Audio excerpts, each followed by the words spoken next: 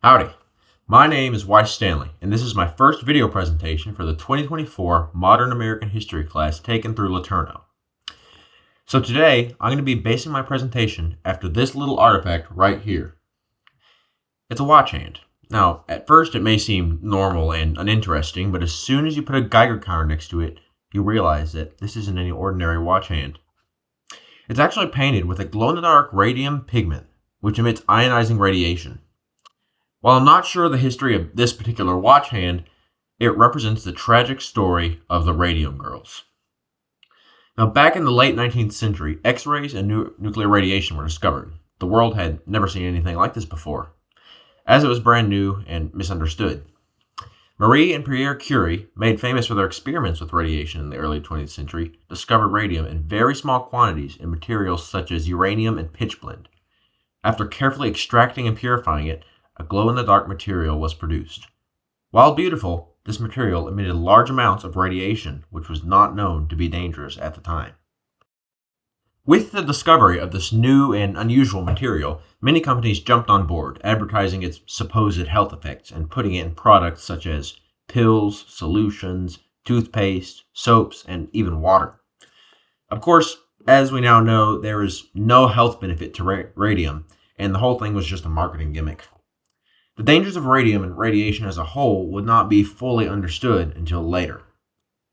Now, thanks to its glowing properties, radium was also put into paint and used on watch dials to make the watch face visible at night.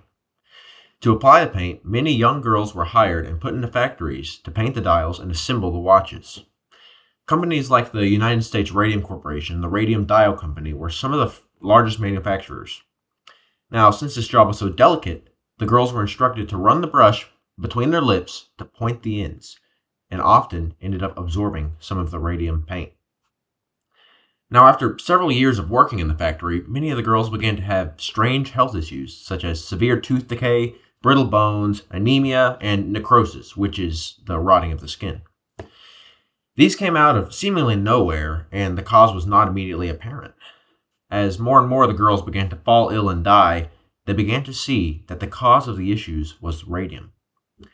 Some of the families began to seek legal justice and often fought against the companies who exposed them to radium without warning or protection. One of the more notable cases was the trial of Grace Fryer and a few other dial painters in 1927.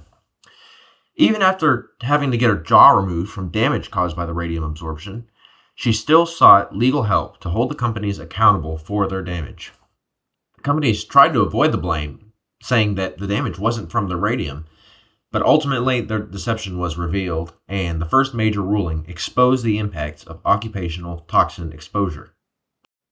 By the time the case was finished, however, it was too late. The remaining workers' health continued to deteriorate from the irreversible damage, and upon further study, the radium had been absorbed through their mouths and settled inside their bones, emitting radiation, drastically irritating their insides, making them weak, and eventually killing them. Here's some of the science behind the damage, which, while it's gruesome, it's quite interesting. See, when radium is inside the body, it behaves differently than it is when it's intact on a watch dial surface. As radium decays, it emits dangerous high-energy radiation particles like alpha particles and gamma rays. These can't be seen or felt as they just shoot through bodily tissues, but they have an incredibly destructive effect at the cellular level. The particles slice through the DNA, turning cells cancerous and causing mutation. The radiation also kills healthy bone marrow cells and making the bones brittle.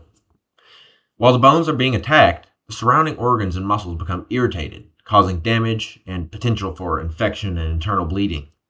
The girls were literally being destroyed from the inside out and were sometimes referred to as the living dead due to how desolate their outlook was.